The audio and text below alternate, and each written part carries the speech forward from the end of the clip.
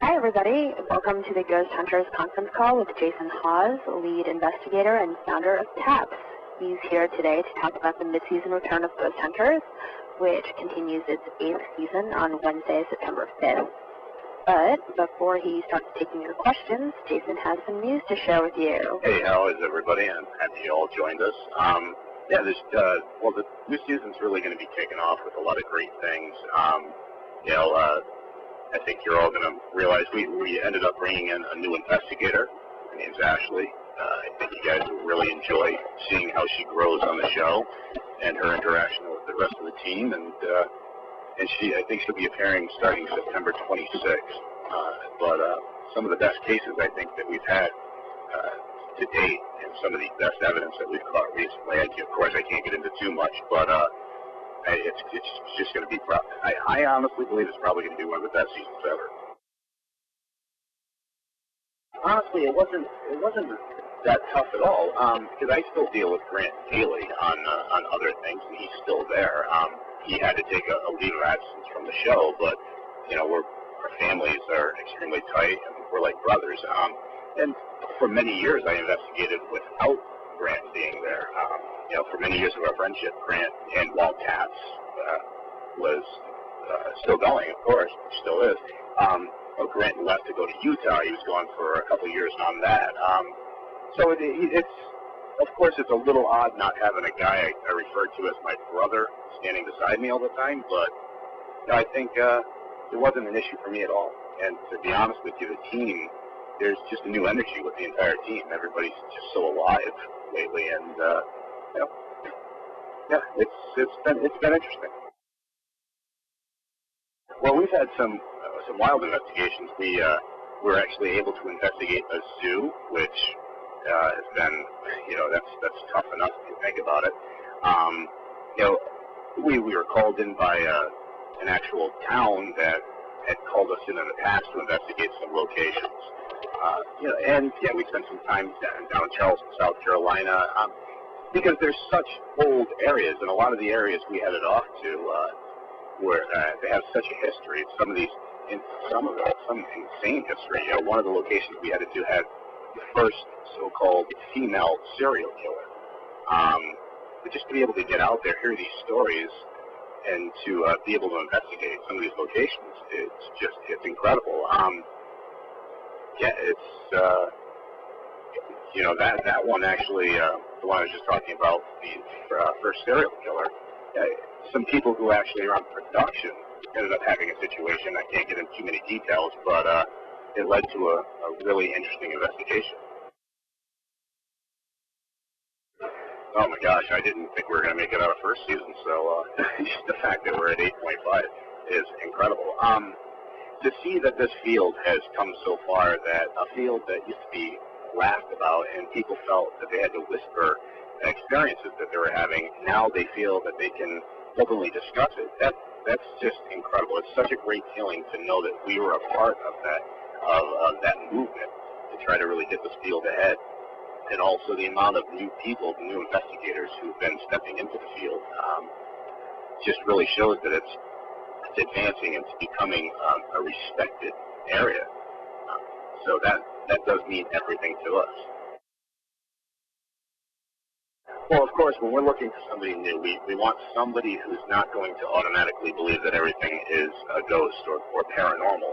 We want somebody who's willing to try to go that extra mile to figure out what might be truly creating the activity, whether it's electrical issues, plumbing, anything, over-medicated, under-medicated individuals. But also beyond that, we need somebody who can mesh with the rest of the TAPS team. Because the main thing is, we're a big family. Steve's been with me for 20-plus years. Dave's been with us for years. Amy has been a friend for almost 10 years now. Same with Britt. So, and KJ was my next door neighbor as a kid growing up. So we all get together. We all spend so much time, doing this show, but also hanging out outside the show. That I just needed somebody who's going to fit in and be able to work well with the group, and that the group was going to be able to accept as a whole. Because bottom line, they're the ones who make the decision if somebody stays or somebody goes. Absolutely. Well, when you're looking for a typical ghost, you're able to, a lot of times, if there is something actually there, an intelligent type haunt, you're able to make contact with it. You're able to get these things to communicate back and forth with you. When you're dealing with what some believe to be an elemental type activity, you're dealing with something that is purposely trying to avoid you, but create fear in order to make you leave an area, to sort of push you out of these highly wooded areas that we've now encroached into. So yeah, now you're trying to actually document something that is spending all its time trying to hide out, and it's a total different style of investigation. Also, being outside and investigating cabins and stuff in all these areas, you're dealing with animals, you're dealing with insects, and a lot of other contamination issues that come into play. I don't. I'm never looking that far ahead to wonder when I'm leaving, or if I'm leaving, or anything of that nature. To be honest with you, every time I go to do a season, every time I'm requested to do another season, I sit down with my wife and children, and it's a choice that we make as a family. And I spend a lot of time at home, even though it looks like I'm always on the road. I'm not. But if my children come and say, you know what, Dad, we prefer you not to, well, then I would walk away, knowing that I've been able to bring it this far.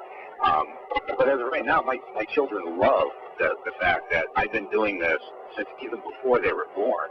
And, to see how this has advanced. My oldest, who's 21, she used to come downstairs as a little kid and see Steve and me and Grant and everybody sitting around trying to figure out cases. And so she sees how this whole thing has grown and how it's become this international thing now. So, I will stay. I will stay as long as my family wants me to stay, and if the show can survive without me, I think it could. I don't know. I guess that would have to be from the viewer's standpoint. I know that if I was to step back, Steve, who is 100% adequate, able to, could easily run what was going on. I don't know how he would feel about doing that on his own, though. Time will tell. I guess you'll have to tune into the show and find out. Okay, to start off with the Halloween special, I am not going to do a Halloween live show this year. It's just my twin sons are 8 now. I spent a lot of these Halloweens away from them, and I want to spend time with the family on that day. We've always loved that holiday, and the one thing I can't stand is getting picture texts to feel like I'm there. So I'm staying home with them this year. I'm going to celebrate it with them and go from there. As for Maddie, I actually just had Maddie on some cases we just did. I try to keep her somewhat to more local type cases, just because the amount of travel. I don't want her sitting in the back seat of a car for 2-3 days while we're driving out to these locations. It just takes a toll on her. So, but you will definitely see her on these cases. Well, the TAPS website last year alone received 96 million hits. We receive about 1,000 to 1,500 emails a day with possible case requests. Honestly, out of those, it's going to fall under, are the people terrified? If they are, what type of activity is going on? Are there children involved? If there's a child involved, that jumps to the front of the list, because I'm a father, and the least thing I would want is for my children to be fearful in their own home, to feel threatened. So, of course, these things those are the main factors that will bring us to an area. It's going to jump right to the front. But also with residential cases, a lot of those cases, either we do not with absolutely no cameras there because the people don't want to be on camera, or we need to be cautious with a lot of those. So sometimes those don't air. There's a lot of cases we do that never make air. So, but yeah, anytime there's a family and children, and activity that is active at that point, we will get there ASAP.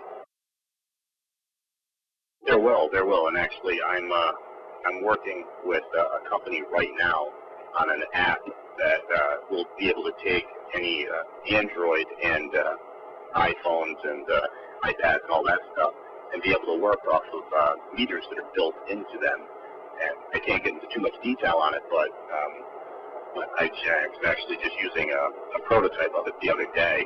But there's also a lot of equipment out there that becomes rather laughable that I've seen, I guess, other people have brought into this field, where these boxes that are generating voices.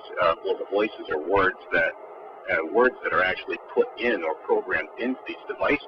So, there's a lot of things out there that I think are holding the field back, and there's a lot of technology out there dealing with infrasound and stuff like that we're really trying to bring to the forefront.